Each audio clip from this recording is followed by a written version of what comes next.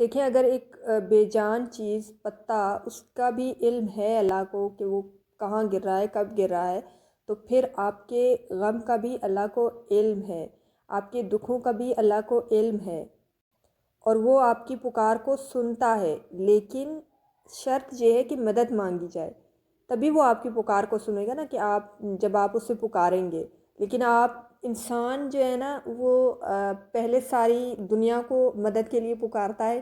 جب وہ ساری دنیا سے مایوس ہو جاتا ہے تب وہ اللہ تعالیٰ کی طرف جاتا ہے، اللہ کو پکارتا ہے۔ اس کا سیکنڈ آپشن ہمیشہ اللہ تعالیٰ ہوتا ہے۔